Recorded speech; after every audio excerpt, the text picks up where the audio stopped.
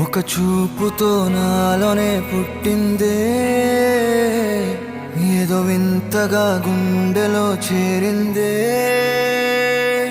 నువ్వెవ్వరో నాలో అని అడిగానే, తానేగా ప్రేమని తెలిపిందే. పరిచయం లేదని అడిగా ప్రేమంటే, కలిసాంగా ఇకపై మనమేగా అందే.